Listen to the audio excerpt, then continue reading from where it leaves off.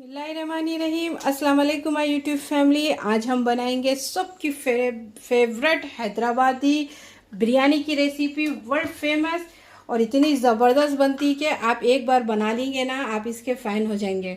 चलिए अब देखिए, ये पक्की अखनी की बना रही हूँ मैं। इंशाल्लाह कच्ची अखनी की भी हैदराबादी निज़ामी बिरयानी बनाना सिखाऊंगी जल्दी ही। फिर भी आप ये ईद में भी बना सकते हैं, आप इफ्तार पार्टी में भी बना सकते हैं। चलिए देखिए, 1 kg चिकन और 1 kg राइस ले लूँगी मैं, परफेक्ट और मसालेदार ज़बरदस्त बिरयानी। अब तकरीबन देखिए, इसमें जाएगा आधा कप तेल या 1/4 तेल का कप ले लीजिए। अब इसको अच्छी तरह से गर्म कर लीजिए। अब देखिए अच्छी तरह से पतीला गर्म हो चुका है। अब इसी में कुछ मैं खड़े मसाले डालूँगी। अब देखिए, ये है तकरीबन 3-4 अदद हरी इलायची, दालचीनी के 2 से 3 टुकड़े, तेज़पत्ता 2 से 3 अदद, और ये है बड़ी इलायची 1, और ये है बादियान का फूल 2 अदद, और ये है मराठी मुग्गा 2 अदद। लौंग है तकरीबन 5 अदद, 5 से 6 अदद। 1 चम्मच शाज़ीरा है, ये डाल दीजिए। अब इसको हल्का सा सौते कर लीजिए, या तेल में अच्छी तरह से इसके मसाले आ जाना चाहिए, उतना इसको भून लीजिए। अब देखिए, ये अच्छी तरह से थोड़ा सा भून चुका है। अब इसी में फ्रेश अदरक लहसुन का पेस्ट डाल दीजिए, तकरीबन 3 बड़े चम्मच। घर का बना हुआ खुशबूदार फ्रेश है ये, अगर मार्केट का भी लेना चाह रहे तो आप ले सकते। तकरीबन 3 अदद डाल दीजिए। अब इसको अच्छी तरह से भून लीजिए, इसकी कच्ची बू जाने तक इसको अच्छी तरह से पका लीजिए। अब देखिए, हल्का सा थोड़ा सा भूनने के बाद 1 से 1.5 मिनट के बाद अब इसी में हरी मिर्ची का पेस्ट डाल दीजिए। तकरीबन ये है 1 चम्मच भर के, या 10 से 12 अदद ले लीजिए।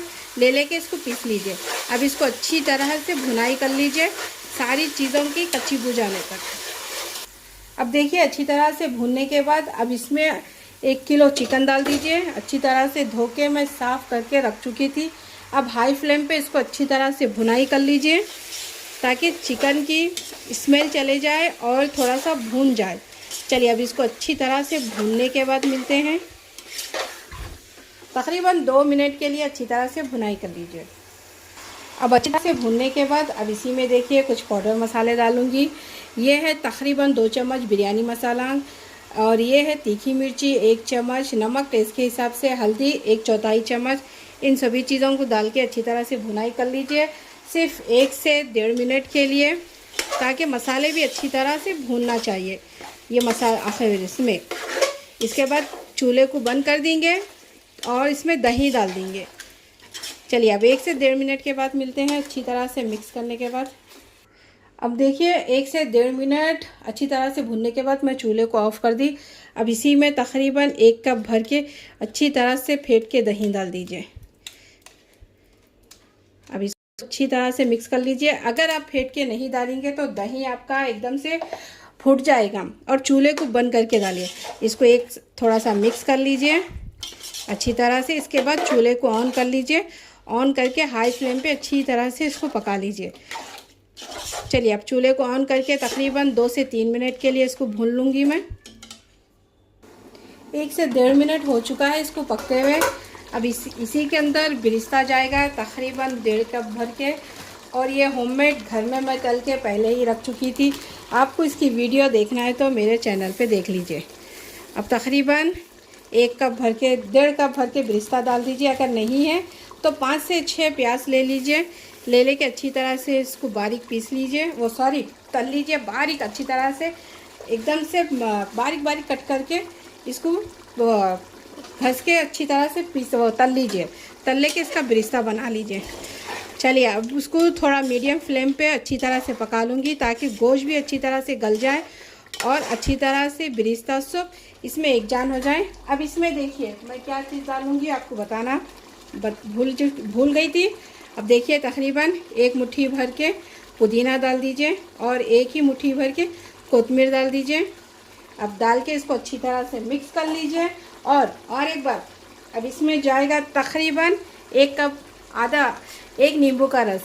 अब देखिए, नींबू का रस डाल दीजिए, तकरीबन 2 बड़े चम्मच या 1 नींबू डाल दीजिए। अगर आपके पास नींबू का रस नहीं है तो आप क्या कर लीजिए, नींबू ले लीजिए, 1 से 1.5, खटास आपके हिसाब से डालिए।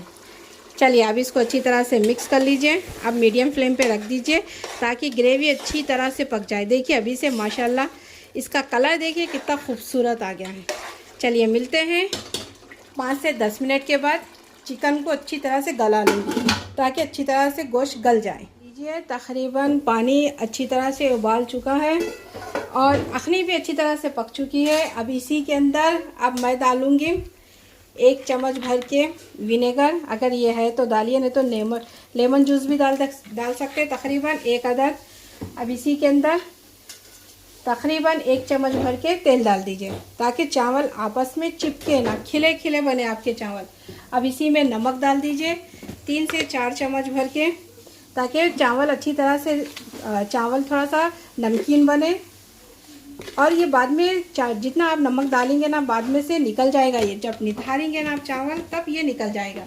चलिए आप देखिए इसमें कुछ खड़े मसाले डालूँगी, तकरीबन 1 मुट्ठी थोड़ी सी धनिया पत्ती और पुदीना, और ये है हरी मिर्ची 3 से 2 अदद, ये तेज़ पत्ता डाल दीजिए, 2 बादियान के फूल, 1 बड़ी इलायची, दालचीनी के 2 टुकड़े, 1 चम्मच शाजीरा, लौंग और हरी इलायची 5-6 अदद दोनों मिला के डाल दीजिए। अब तकरीबन मैं 1 घंटा चावल सोख करके रख चुकी थी। अब हाई फ्लेम कर लीजिए, हाई फ्लेम पे ही चावल डाल दीजिए। 1 kg ये पूरे 1 किलो है। अब इसको अच्छी तरह से पका लूँगी, तकरीबन 90% पका लूँगी, 10% ये दम पे पक जाएगा। चलिए अब इसको 90% तक पकाने के बाद मिलते हैं। तकरीबन अच्छी तरह से चावल पक चुका है, देखिए 90% तक पक चुका है। देखिए लंबा लंबा दाना भी हो चुका है।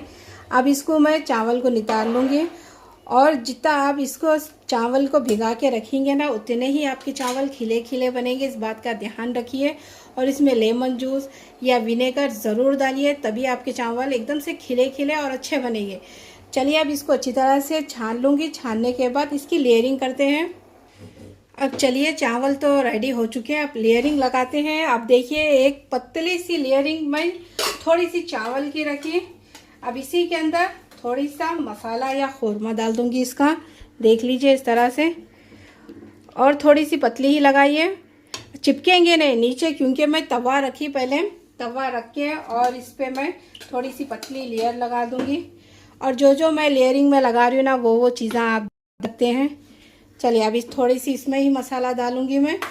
अब इसमें थोड़ा सा बिरिस्ता डाल दीजिए ताकि फ्लेवर अच्छा है। अगर आपको नींबू पसंद है गोल गोल स्लाइसेस करके भी डाल सकते हैं आप। अब इसमें थोड़ा सा कोतमीर पुदीना डाल दीजिए फ्रेश अच्छी तरह से, ताकि इसमें खुशबू भी अच्छी आए और एक बड़ी सी अच्छी तरह से मज़ा भी आ जाए। अब एक चावल की लेयरिंग लगा दीजिए।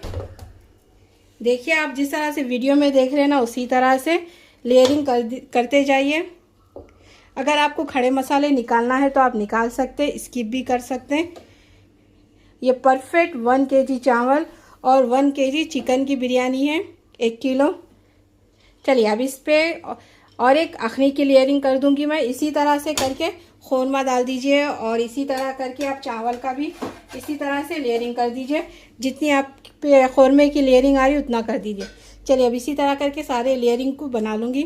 अब देखिए अच्छी तरह से लेयरिंग लगाने के बाद अब इसी में तकरीबन देसी घी डाल दीजिए, 2 से 3 बड़े चम्मच। ये होममेड देसी घी है, किस तरह से बनता है मेरे यूट्यूब चैनल पे देख सकते हैं। बहुत ही मज़े की रेसिपी है, ज़रूर देखिए। चलिए अब इसी तरह से घी का अच्छा असली डोरा दे दीजिए। और ये बावर्ची स्टाइल है, ये बावर्चियाँ इसी तरह से बनाते। ज़्यादातर तो ना हैदराबाद में कच्ची अखनी की बिरयानी चलती, पक्की अखनी की बहुत ही कम पसंद करते हैदराबाद में। चलिए देखिए ये अब ये डाल चुकी हूँ मैं। अब इसी के अंदर थोड़ा सा बिरिस्ता डाल दीजिए ऊपर से, पसंद है तो डालिए, अगर नहीं है तो स्किप भी कर सकते हैं। मैं इस पर पुदीना वो नहीं डाली हूँ क्योंकि थोड़ा सा वो काला पड़ जाता, तो लास्ट में डालूँगी तब सर्व करूँगी ना, तब बिरिस्ता वो सॉरी कोतमीर पुदीना डालूँगी सर्व करते वक्त में। अब इस पर हल्का सा फूड कलर डाल दीजिए, चाहे तो घोल के भी डाल सकते, चाहे तो इस तरह से भी डाल सकते। मुझे तो इसी तरह से पसंद है ताकि कलर अच्छी तरह से आ जाता है चावल में। चलिए अब इसको दम दे दूँगी तकरीबन 10 से 15 मिनट के लिए, क्योंकि ये पक्की अखनी की है तो जल्दी दम हो जाएगा। चलिए मिलते हैं। पहले हाई फ्लेम पे 2 मिनट के लिए इसको हाई फ्लेम पे दम दे दीजिए, इसके बाद लो फ्लेम पे 10 से 15 मिनट के बाद दम हो जाएगा आपका। चलिए मिलते हैं। 15 मिनट हो चुके हैं और माशाल्लाह से अच्छी तरह से दम हो चुकी है और बहुत ही बेहतरीन ज़बरदस्त खिले खिले चावल है। चूल्हे को कर दीजिए ऑफ। अब इसको ना एकदम से मत हिलाइए, थोड़ा सा 5 मिनट के बाद इसका दम तोड़िए और देखिए खिले खिले चावल और मज़ेदार बिरयानी रेडी हो चुकी है और बिल्कुल दाग भी नहीं लगता। देखिए माशाल्लाह से, देखिए किस तरह से चावल मस्त बने ना। अगर ये रेसिपी पसंद आ गई तो कीजिए मेरे चैनल को सब्सक्राइब, लाइक कीजिए, मेरी रेसिपी को शेयर कीजिए ज़्यादा से ज़्यादा। कोई और भी रेसिपी सीखना है तो कमेंट्स कीजिए, इंशाल्लाह मैं ज़रूर बनाना सिखाऊंगी और इंशाल्लाह बहुत ही ज़बरदस्त धमाकेदार रेसिपी लेके आऊँगी। और ये ईद पे बनाइए, ये इफ्तार पार्टी के लिए बनाइए। चलती हूँ, दुआओं में याद रखिए, अपना ख्याल रखिए, खुश रहे, आबाद रहे, जहाँ भी रहे अपनी फैमिली के साथ रहिए और बहुत अच्छे अच्छे रेसिपियाँ लेके आऊँगी। अल्लाह हाफिज़।